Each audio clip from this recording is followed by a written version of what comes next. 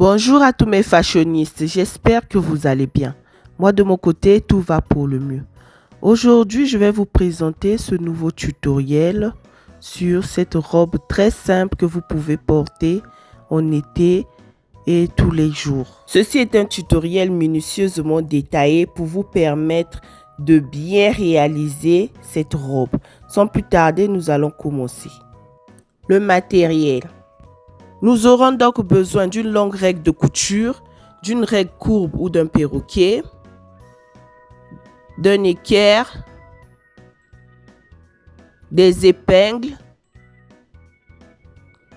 d'un ruban élastique,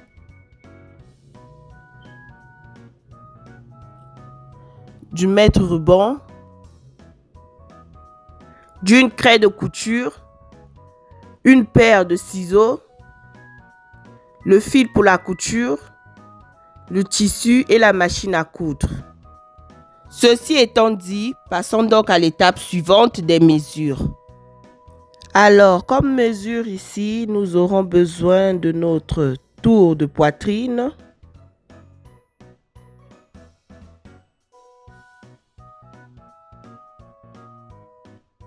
de notre tour de taille,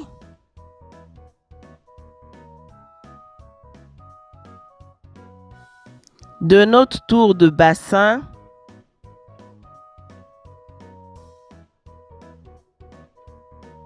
de la distance où va commencer notre robe, de cette dernière distance jusqu'à la distance de notre poitrine, puis jusqu'à la distance de la taille, enfin jusqu'à la distance du bassin.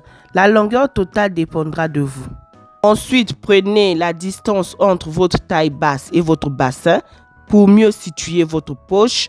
Enfin, prenez la mesure de votre petite carrure. Comment alors tracer ce modèle? Pour commencer, nous allons plier notre pagne à l'envers, comme je suis en train de montrer sur cette vidéo. Maintenant, je vais travailler avec la plus grande mesure de toutes mes mesures. Si votre plus grande mesure est votre tour de bassin, vous allez travailler avec votre tour de bassin. Si votre plus grande mesure est votre tour de poitrine, vous allez travailler avec votre tour de poitrine. Donc, la largeur que je suis en train de montrer ici dépendra de votre plus grande mesure. Chez moi ici, c'est mon tour de bassin. Donc, je vais prendre mon tour de bassin plus 30 cm d'aisance. Les 30 cm d'aisance, je vais les diviser en 4 et la valeur que je vais trouver, ça va me permettre d'avoir une idée de l'aisance que j'ai pris pour chaque côté parce que nous travaillons sur un quart de tissu. Maintenant, je vais découper mon tissu en deux dans le sens de la longueur. Puis, je vais plier et superposer les deux tissus pour avoir et la partie dos et la partie devant. Je vais passer au fer pour que ça soit bien aplati.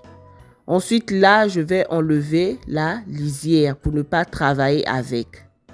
Je vais à présent décaler mon mètre-ruban vers le haut pour placer la valeur de la distance là où j'avais prévu que ma robe puisse commencer. Ensuite, je reporte cette distance jusqu'à la distance poitrine, puis cette distance jusqu'à la distance taille, puis jusqu'à la distance de mon bassin.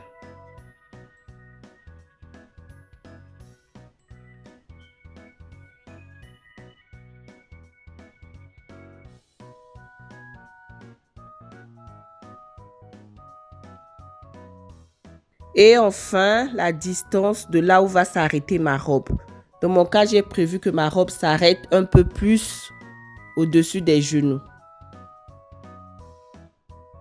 Maintenant, de la ligne poitrine, je vais descendre de 5 cm pour créer l'aisance au niveau des aisselles. Par expérience, je trouve qu'avec les habits amples, on descend de 5 cm au niveau de la ligne poitrine pour créer de l'aisance. Pourtant, ce n'est pas le cas avec des habits cintrés où on doit remonter de 4 cm au niveau de la ligne poitrine pour créer la ligne aisselle. Je vais utiliser maintenant mon équerre pour avoir des angles droits. Au niveau de la bordure, placez votre équerre comme je montre pour créer un angle de 90 degrés, donc un angle droit. Puis tracez.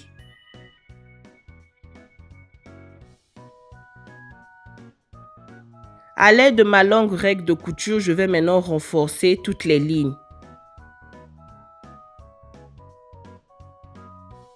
Je vais à présent prendre mon tour de poitrine. Donc j'ai pris la mesure de tour de poitrine, je divise par 2. Ensuite, je divise encore par 2, donc ça me fait 4. Puis je place la mesure. Ensuite, je vais reporter les onces. Les onces ici, c'est 30 cm divisé par 4, donc je reporte 7,5 cm. Je fais la même chose pour mon tour de taille. La même valeur de les onces, je reporte. Donc, je reporte la même valeur des onces à tous les niveaux, que ce soit au niveau de la poitrine, au niveau de la taille et au niveau du bassin. La même valeur au niveau du bassin est reportée au niveau de la taille totale. Puis, je rentre de 4 cm pour centrer un peu le bas. Ensuite, je vais relier tous les points. Je vais à présent, à l'aide de ma règle courbe, tracer la manche. Enfin, je vais arrondir les angles pour bien coudre. Je vais à présent faire un petit résumé de ce qui a été dit avant. Donc là, nous avons notre côté dos et notre côté devant superposés. Ici, nous avons la ligne de là où commence notre robe. Ceci est la distance jusqu'au niveau de la poitrine, c'est-à-dire là où nous sommes descendus. Donc là, je place mon mètre-ruban à 7 cm. Donc là où j'avais prévu de commencer ma robe. Ensuite, vous voyez ici les 25 cm de la ligne poitrine et je suis descendu à 30 cm pour créer les onces. Ici, nous avons notre ligne de taille, suivie des deux lignes respectives, bassin et longueur totale. À ce niveau, nous avons la courbe de notre manche qui remonte jusqu'à là où commence notre robe. Cette partie représente le quart de tour de poitrine plus les onces, quart de tour de taille plus les onces. À ce niveau, je suis rentré de 4 cm pour centrer le bas. Quart de tour de bassin plus aisance. À ce niveau, j'avais représenté la valeur du bassin plus aisance, puis je suis rentré de 4 cm pour centrer le bas. Je tiens à dire que pour ce modèle, vous pouvez utiliser toute la longueur de votre panne pour que ça soit une longue robe. À présent, passons au découpage. Nous allons alors découper notre robe pour obtenir les deux parties, la partie devant et la partie dos. J'ai prévu de placer des poches de chaque côté de ma robe. Et j'ai aussi également prévu de mettre des bretelles. Donc, vous allez voir ensemble comment je vais procéder.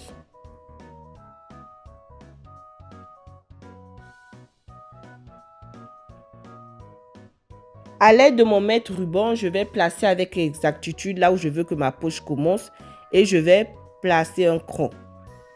Comme je n'avais pas utilisé toute la longueur de mon panne, donc je vais utiliser le tissu restant pour créer la poche, plutôt les poches et les bretelles. Donc nous allons poursuivre. Vous allez voir comment je vais créer mes poches et mes bretelles. Comme j'ai deux morceaux de tissu pliés chacun en deux, j'aurai donc 4 pièces de poche et au final j'aurai 2 poches parce que chaque poche est constituée de 2 pièces. Je vais utiliser une méthode très simple qui consiste à utiliser ma main comme patron pour créer mes poches. Après avoir donc tracé mes poches, je vais alors découper les différents morceaux de tissu. Nous venons alors d'obtenir nos 4 morceaux de poche. Là, je sais juste de différencier la partie intérieure de la partie extérieure. Après avoir donc obtenu mes poches, je vais utiliser l'une des poches pour délimiter la largeur totale de ma poche. À l'aide de mes ciseaux, je vais faire un cran.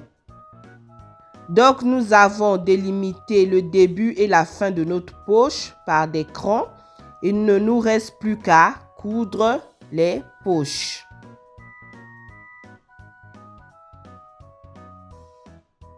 Je vais à présent créer mes bretelles. J'ai déjà tracé des lignes droites pour gagner du temps. La largeur de mes bretelles est de 4 cm. La longueur, c'est juste la longueur du tissu restant. Je vais à présent découper. Voici donc ces 2 morceaux de tissu que je viens d'obtenir qui vont me servir de bretelles. Nous allons à présent surfiler nos tissus. Je vais donc surfiler toute cette partie que je montre sur la vidéo. Que ce soit pour la partie devant ou pour la partie dos.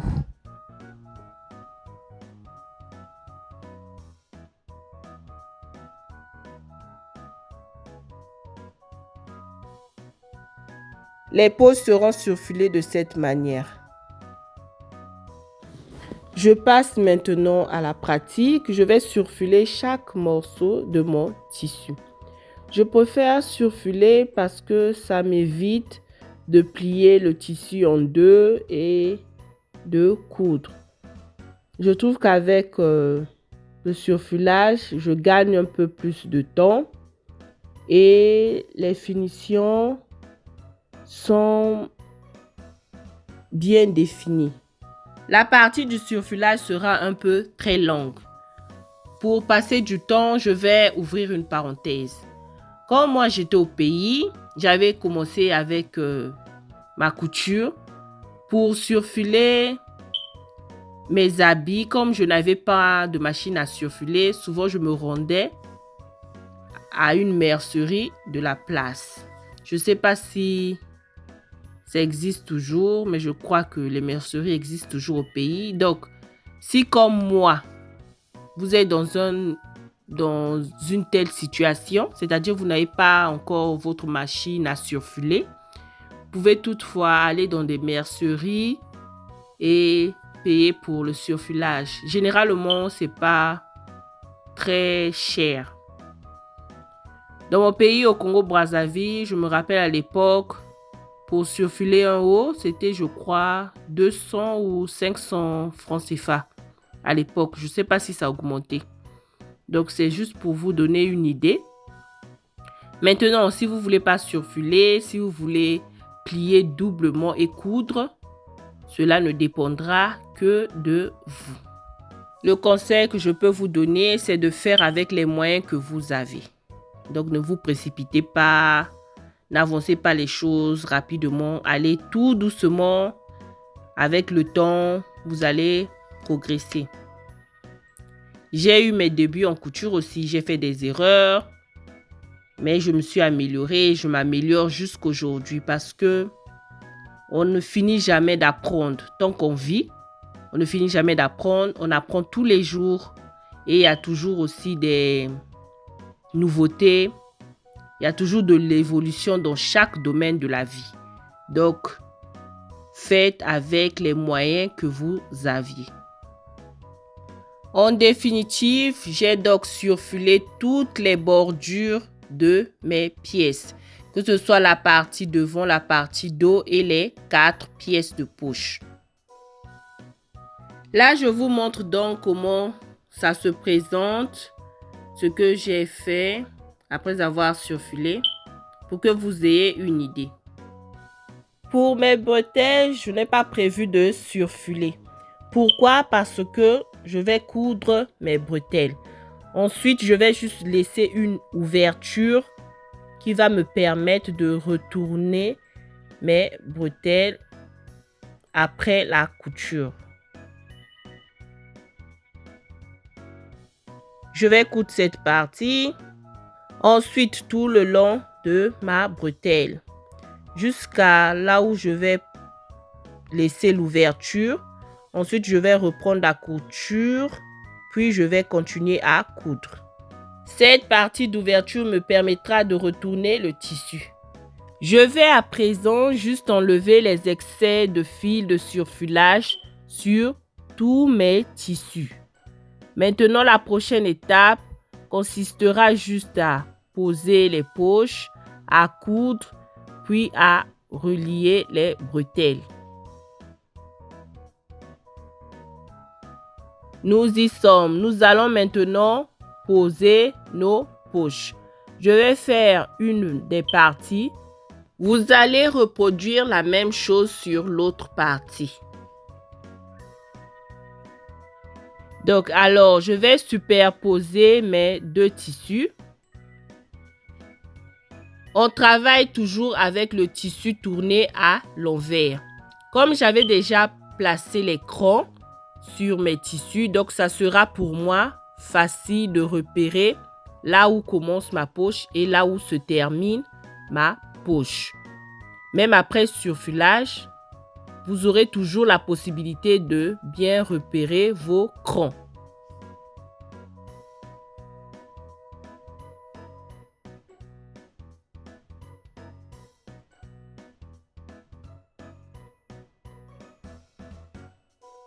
Je vais alors prendre l'une de mes poches.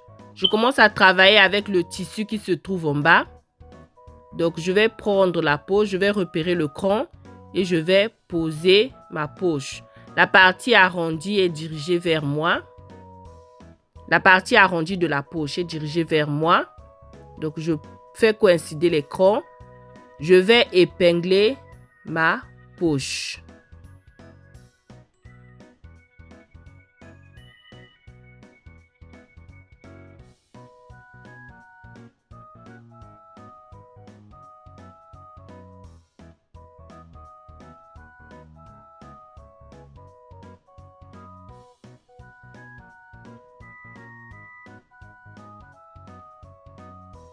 Je vais prendre alors la deuxième poche et je vais la poser également. Donc, je fais coïncider les crans. Donc, posez la poche comme vous voyez, comme je suis en train de poser. Donc, cette fois-ci, la partie arrondie est dirigée vers le mur, si on peut le dire. Et je vais épingler.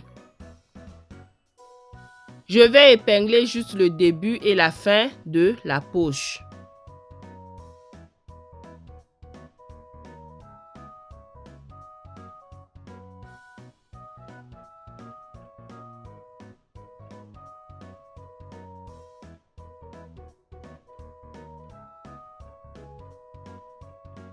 Ici, vous avez la partie inverse de la poche et là également. Je vais alors retourner mon tissu pour poser les poches de l'autre côté également. Mais je vais vous épargner cette partie pour gagner du temps. Donc, j'ai déjà posé. Nous allons coudre maintenant tout au long. Nous allons à présent épingler aussi nos bretelles. Comme cela, lorsque nous allons passer à la machine, nous allons tout coudre au même moment. Donc, je vais épingler tout au long de ma bretelle.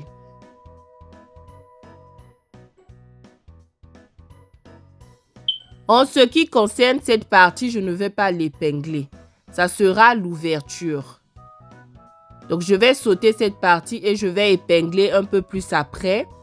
Et je vais épingler jusqu'à la fin de ma bretelle. Regardez seulement comment je suis en train de faire.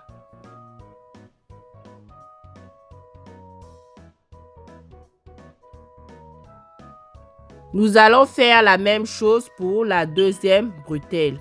Je vais aussi épingler et je vais laisser une ouverture pour me permettre de retourner le tissu à la fin et coudre.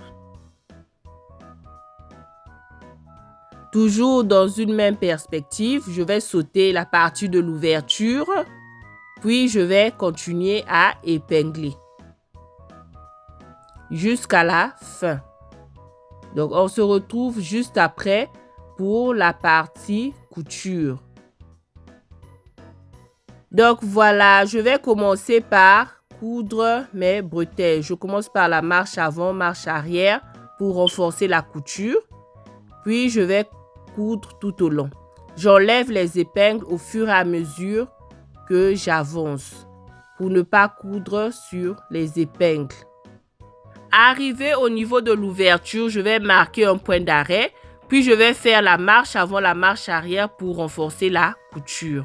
Ensuite, je coupe le fil. Puis je vais reprendre là où va s'arrêter l'ouverture. Je vais aussi marquer cet endroit par une marche arrière et une marche avant pour renforcer la couture. Ensuite, je vais poursuivre avec ma couture jusqu'à la fin.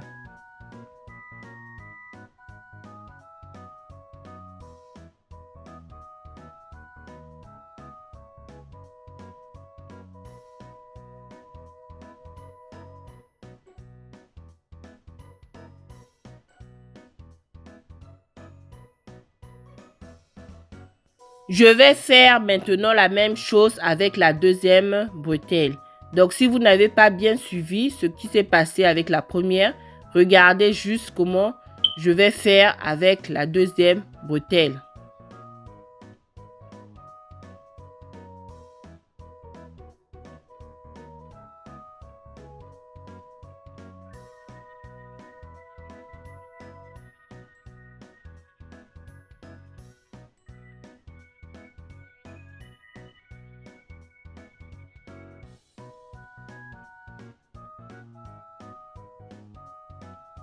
Donc voilà, nous avons fini avec nos bretelles. Nous allons maintenant coudre nos 4 pièces de poche. On commence la couture avec la marche avant, marche arrière pour renforcer la couture. Et à la fin, on fait également la même chose. Donc la marche avant, la marche arrière pour renforcer la couture. Je vous laisse donc regarder comment je suis en train de coudre les 4 pièces de poche.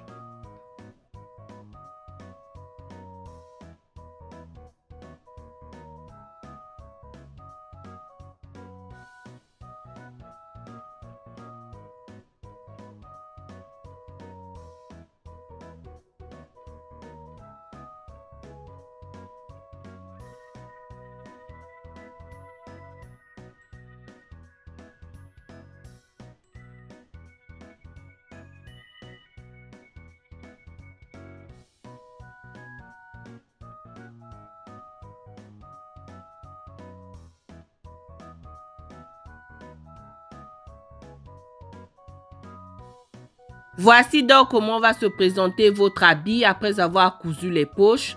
Ici, vous avez l'extérieur de votre habit.